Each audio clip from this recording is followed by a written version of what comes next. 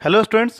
Class seventh के एक नए lesson new Kings and kingdoms यानी कि नए राजा उनके राज्य के साथ आपका स्वागत है। तो देखिए, सेवेंथ सेंचुरी से लेकर के ट्वेल्थ सेंचुरी के बीच में जिन प्रमुख राजवंशों का, जिन प्रमुख डायनेस्टीज़ का जो उदय हुआ, स्थापित हुए थे, वो उसको इस मैप में दिखाया गया है। आप इसमें देख सकते हैं राष्ट्रकूट का इलाका आप देख सकते हैं। आप राष्ट्रकूटों के इलाके के अलावा आप पालों का इलाका देखिए, आप गुर्जर प्रतिहारों का इलाका देखिए। ये ऐसे डायनेस्टीज़ हैं जिनका इमरजेंस, ऐसे राजवंश है जिनका उदय जो था वो सेवन से लेकर के ट्वेल्थ सेंचुरी के बीच में हुआ था। तो कैसे हुआ इन राजवंशों का उदय, नए राजवंशों का उदय, यानी कि the emergence of new dynasties. देखिए, सेवेंथ सेंचुरी तक आते आते इस उपमहाद्वीप के अलग अलग इलाकों में, इस सब कॉन्टिनेंट के अलग अलग इलाकों में बड़े भूस्वामी और योद्धा सरदार यानी कि जिनको हम कह सकते हैं वॉरियर चीफ्स, ये अस्तित्व में आ चुके थे। यानी कि हम ये कह सकते हैं कि अलग अलग इलाकों पर, भले वो छोटे छोटे इलाके भी रहे होंगे, वहाँ पर जो वहाँ के जो बड़े जमींदार भूस्वामी होते होंगे, उनका वहाँ पर प्रभाव स्थापित वहाँ के लोगों पर रहता होगा। अब होता ये था कि जो राजा होते थे, जो किंग्स होते थे, वो क्या करते थे कि इन भूस्वामियों को, इन बड़े भूस्वामी यानी कि ये बिग लैंडलॉर्ड्स और ये जो वेरियस चीफ्स थे, इनको ये लोग अपना सब ऑर्डिनेट या फिर सामंत का दर्जा दे देते थे। क्यों ऐसा करते होंगे? इतने बड़े इलाके पर, अपने इतने बड़े इलाके को कंट्रोल में रखना किसी राजा के लिए तो मुश्किल होता होगा। तो ये लोग क्या करते थे कि उन इलाकों के जो प्रभावशाली व्यक्ति होते थे, जैसे कि मैंने बताया आपको, ये जो बिग लैंडलॉर्ड्स थे या फिर ये जो वॉरियर चीफ्स थे, इनको ये लोग अपने सब ऑर्डिनेट का दर्जा दे देते थे। उनको भी अच्छा लगता होगा, ये जो बड़े भूस्वामी और योद्धा सरदार होते होंगे, उनको भी अच्छा लगता होगा कि भाई राजा ने हमको इतना महत्व दिया है। फिर क्या होता था कि फिर इनसे ये उम्मीद, राजा लोग इनसे क्या उम्मीद करते थे?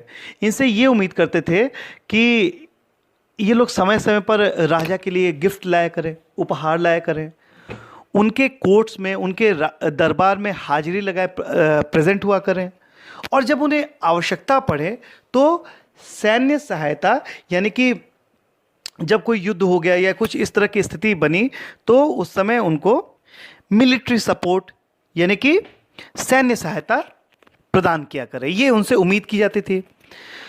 देखिए, कई बार इन सामंतों को के पास सत्ता भी, पावर बहुत ज़्यादा मिल गया, या फिर संपदा, वेल्थ भी बहुत ज़्यादा हो गया, तो फिर ये अपने महत्व को दिखाने के लिए ये लोग अपने आप को महासामंत, महामंडलेश्वर का मतलब पूरे मंडल का महान स्वामी, यानी कि अपने आप को the great Lord of a circle और रीजन, पूरे मंडल का स्वामी घोषित कर देते थे। कभी कभी वे अपने स्वामी, यानी कि वे अपने जो कह सकते हैं कि ओवरलॉर्ड्स, स्वामी के आधिपत्य से स्वतंत्र हो जाने का दावा करते थे। वो लोग कह देते थे कि अब हमारा जो ये जो राजा हैं, ये जो हमारे जो पुराने, अब तो पुराने ही कहेंगे ना, ओवरलॉर्ड्स, स्वामी हैं, इनसे अब हमारा कोई नाता नहीं रहा है, अब हम फ्री हैं, अब हमारा खुद का अपना इलाका हो चुका है। इस तरह का एक उदाहरण दक्कन में राष्ट्रकूटों का था। दक्कन के पठार के बारे में या डेक्कन प्लेटू के बारे में क्लास 6 में आपने पढ़ा होगा। तो ये जो राष्ट्रकूट थे, शुरुआत में वो कर्नाटक के चालुक्य राजाओं के अधीनस्थ थे, चालुक्य राजाओं के सब ऑर्डिनेट थे। चालुक्यों के बारे में आपने क्लास 6 में पढ़ा भी होगा। 8वीं शताब्दी के मध्य में, यानी कि मिड ऑफ 8th सेंचुरी, एक राष्ट्रकूट प्रधान दंती दुर्ग ने, नाम याद रखिएगा कौन, दंती दुर्ग, उसने अपने चालुक्य स्वामी की अधीनता मानने से इनकार कर दिया। अब किसी भी राजा को जब ये पता चलेगा कि उसका जो सब ऑर्डिनेट है वो अब उसके अधीन नहीं रहना चाहता है, अब वो फ्रीडम चाहता है, तो जाहिर सी बात है युद्ध होगा। तो उसमें चालुक्य राजा के साथ युद्ध हुआ, जिसमें कि चालुक्य राजा को हराया गया, और फिर दंती दुर्ग ने एक अनुष्ठान किया, एक रिचुअल किया, हिरण्यगर्भ। हिरण्यगर्भ का शाब्दिक अर्थ होता है सोने का गर्भ, गोल्डन वॉर्म। जब ये रिचुअल जो है वो ब्राह्मणों की सहायता से संपन्न किया जाता था, जब ब्राह्मणों की सहायता से इस अनुष्ठान को, इस रिचुअल को पूरा किया जाता था, तो ये मान लिया जाता था कि जो याजक है, जो ये अनुष्ठान करने वाला है, जो ये रिचुअल करने वाला है, सेक्रीफायर जो है, वो भले ही क्षत्रिय नहीं है, जन्म से भले ही वो क्षत्रिय नहीं है, फिर भी क्षत्रिय के रूप में दोबारा क्षत्रित्व प्राप्त कर लेगा अगर ये यज्ञ अनुष्ठान कौन सा था, हिरण्यगर्भ अनुष्ठान अगर कर लेगा तो ये बात ध्यान देने योग्य बात ये कि शासन करने का तब ये माना जाता था कि शासन जो है वो क्षत्रिय ही करते हैं, और अगर कोई व्यक्ति क्षत्रिय नहीं हो और प्रजा के रूप में, प्रजा के सामने उसे अपना शासन को सही भी ठहराना है, तो फिर क्या किया जाए। तो ऐसी स्थिति में हिरण्यगर्भ नाम का यज्ञ, जो कि आपने देखा, दंतीदुर्ग ने करवाया। कुछ अन्य उदाहरण भी आपको मैं देना चाहूँगा। इसमें उद्यमी परिवारों ने, यानी कि इंटरप्राइजिंग फैमिलीज ने अपने राजशाही कायम करने के लिए सैन्य कौशल का इस्तेमाल किया। In other cases men from enterprising families used their military skills to carve out kingdoms. मिसाल के तौर पे आपको देना चाहूँगा कदम्ब मयूर शर्मण और गुर्जर प्रतिहार हरिचंद्र। ये ब्राह्मण थे जिन्होंने परंपरागत पेशे को छोड़ करके शस्त्र को अपना लिया और क्रमशः कर्नाटक और राजस्थान में अपने राज्य सफलतापूर्वक स्थापित किए। इनका शासन से कोई दूर दूर तक कोई लेना देना नहीं था, लेकिन फिर भी इन्होंने अपने मिलिट्री स्किल्स की सहायता से, सैन्य कौशल का इस्तेमाल करके, इन्होंने अपने ट्रेडिशनल प्रोफेशन को छोड़ करके शस्त्र अपनाया। और फिर कदम्ब मयूर शर्मन ने कर्नाटक में और गुर्जर प्रतिहार हरिचंद ने राजस्थान में अपना राज्य सफलतापूर्वक स्थापित किया। अगला टॉपिक है एडमिनिस्ट्रेशन इन द किंगडम्स, यानी कि राज्यों में प्रशासन। Many of these new kings adopted high sounding titles such as maharaja dhiraj, great king, overlord of kings, tribhuvana chakravartin यानी कि lord of the three worlds and so on. इन नए राजाओं में से कईयों ने महाराजा धीराज यानी कि राजाओं का राजा, त्रिभुवन चक्रवर्ती यानी कि तीन भुवनों का स्वामी, और इसी तरह के अन्य भारी भरकम उपाधियां धारण की। अब इससे सोचिए, राजा अपने आप को ये दिखाना चाहते थे कि देखिए हम कितने बड़े हैं, हमारे इस तरह की उपाधियों से ये बताना चाहते थे। तो इसका मतलब ये था कि फिर तो अगर त्रिभुवन चक्रवर्ती ने तीनों भुवनों का स्वामी है, तो जो मन जैसा मतलब फिर तो उनको किसी चीज़ की आवश्यकता ही नहीं है, कुछ भी सोचेंगे सब कुछ अपने आप हो जाएगा। लेकिन इन दावों के बावजूद उनको जो अकेले शासन नहीं कर सकते थे ये लोग, एडमिनिस्ट्रेशन जो था ना वो अपने आप यूं ही नहीं कर सकते थे, उनको सपोर्ट की जरूरत होती थी। तो फिर उनको साझा करना पड़ता था, शेयर करना पड़ता था अपना पावर। तो ये जो इन दावों के बावजूद वे अपने सामंत, और किसके साथ शेयर करते थे, सामंतों के साथ यानी कि सब ऑर्डिनेट्स के साथ, इसके अलावा किसान, व्यापारी, ब्राह्मणों के संगठनों के साथ अपनी सत्ता की साझेदारी करते थे। यानी कि इतने भारी भरकम अगर इन्होंने उपाधि ले ली है, तो इसका मतलब ये नहीं कि अकेले ही पूरा का पूरा शासन कर देंगे। भाई त्रिभुवन चक्रवर्ती ने तीनों भुवनों के स्वामी हैं, जिसको कहते हैं कि lord of the three world's, तो इसका मतलब भाई लॉर्ड है तब तो फिर कुछ शासन तो अकेले ही कर सकते हैं।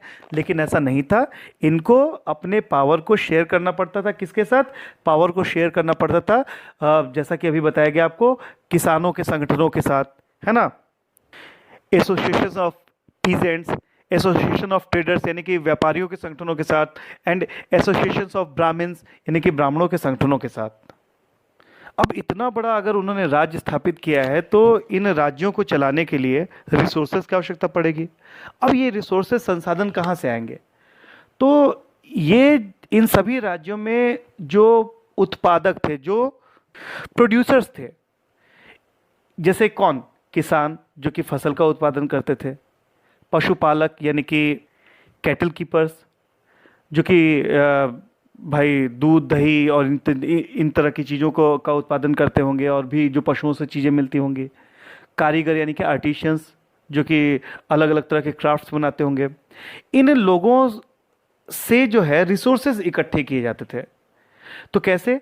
इनको अक्सर अपने प्रोडक्ट का एक हिस्सा त्यागने के लिए बाध्य किया जाता था।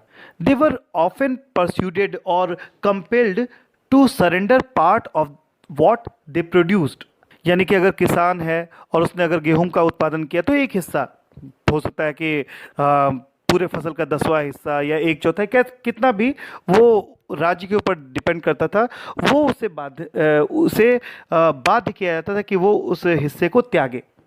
तो कभी कभी इस हिस्से को लगान मान करके वसूला जाता था। Sometimes these were claimed as rent due to a lord who asserted that he owned to the land, क्योंकि प्राप्त करने वाला भूस्वामी होने का दावा करता था। यानी कि वो ये कहता था कि भाई जमीन हमारी है, ये पूरे इलाके के जमीन के हम स्वामी हैं, इसलिए अगर कोई किसान खेती करता है तो उसे लगान के रूप में, रेंट के रूप में एक हिस्सा हमें भी देना पड़ेगा। राजस्व जो था, रेवेन्यू जो था, वो व्यापारियों से भी लिया जाता था। Revenue was also collected from traders. These resources were used to finance the king's establishment. अब ये जो रिसोर्सेज, संसाधन इकट्ठा कर लिए जाते थे, तो इनका उपयोग क्या होता था? तो राजा को जो अपना शासन चलाने में, राजा के व्यवस्था जो देखनी पड़ती थी, बहुत सारे काम जो होते थे, उन कामों को करने में, उन व्यवस्थाओं को देखने में ये वित्तीय आधार बनते थे। यानी कि इन्हीं की सहायता से राजा अपने ये सारे काम कर सकता था। इसके अलावा इन संसाधनों की मदद से मंदिरों और दुर्गों के निर्माण में भी सहायता मिलती थी, as well as for the construction of temples and forts. यानी कि जो मंदिर बनवाने होते थे राजा को, या फिर जो दुर्ग, जो किले बनवाने होते थे, इसके लिए जो संसाधन कहाँ से आते थे, जो रिसोर्सेज थे, वो उन्हीं जो रेवेन्यू के रूप में जो रिसोर्सेज कलेक्ट होते थे, उनसे इनका काम होता था। They were also used to fight wars which were in turn expected to lead to the acquisition of wealth in the form of plunder and access to land as well as trade routes। संसाधन उन युद्धों को लड़ने में भी इस्तेमाल होते थे जिनसे लूट की शक्ल में धन मिलने की तथा जमीन और व्यापारिक मार्गों के प्रयोग की संभावनाएं बनती थी। यानी कि इन संसाधनों का उपयोग जो होता था, युद्धों को लड़ने में भी किया जाता था, क्योंकि एक युद्ध को लड़ने के लिए बहुत ज़्यादा, आज के भी ज़माने में देखिए, अगर कोई युद्ध होता है तो उसमें बहुत सारा पैसा लगता है। उस ज़माने में भी युद्ध को लड़ने में बहुत संसाधनों की आवश्यकता होती होगी। तो ऐसे युद्ध जो थे वो उन संसाधनों के आधार पर लड़े जाते थे, और फिर युद्ध से क्या होता था, लूट की शक्ल में फिर से धन मिलता था। यानी कि जिन राजाओं को हरा दिया जाएगा, जिन क्षेत्रों को हरा दिया जाएगा, उनसे उस इलाके को लूटा जाता था, और लूट से जो धन मिलता था, जो वेल्थ मिलता था, इसके अलावा उन व्यापारिक मार्गों पर, उन ट्रेड रूट्स पर भी कब्जा हो जाता था, उस ज़मीन पर भी कब्जा हो जाता था, जिनसे कि और भी राजा को फ़ायदा ही होगा। तो ये फ़ायदे होते थे इन रिसोर्सेस के। अब रेवेन्यू को कलेक्ट करना कोई इतना आसान काम तो था नहीं, तो उसके लिए पदाधिकारियों की नियुक्ति होती। The functionaries for collecting revenue were generally recruited from influential families and positions were often hereditary. राजस्व वसूलने के लिए पदाधिकारियों की नियुक्ति सामान्यतः प्रभावशाली परिवारों के बीच से ही की जाती थी और प्रायः वंशानुगत होती थी। यानी कि रेवेन्यू कलेक्ट करने के लिए जिन पदाधिकारी, जिन ऑफिसर्स की नियुक्ति होती थी, वो कैसे, वो सामान्य परिवारों से उन लोगों को नहीं चुना जाता था। ये जो उस राज्य के जो प्रभावशाली परिवार होते होंगे, जो बड़े परिवार होते होंगे, उनके बीच से वो पदाधिकारियों को चुना जाता था। और प्रायः ये जो पद होता था वंशानुगत होता था, यानी कि जो व्यक्ति अभी है उसके बाद उसका बेटा काम करेगा, फिर उसका बेटा काम करेगा, तो ये वंशानुगत होता था। सेना में भी ऐसा ही होता था, यानी कि सेना में भी जो बड़े बड़े जो पद होते थे वो प्रभावशाली परिवारों से ही सेना के पद भी दिए जाते थे, और वो भी वंशानुगत होता था। यानी कि फिर उसका बेटा, फिर उसका बेटा। कई बार राजा के निकट संबंधी ही इन ओहदों पर होते थे। जो राजा के जो रिलेटिव्स होते थे, जो क्लोज रिलेटिव्स होते थे, वही बड़े बड़े पोस्ट पर, जो बड़े बड़े पोजीशंस पे उन्हीं लोगों का कब्जा होता था। तो आज के इस वीडियो में इतना ही। Thank you very much.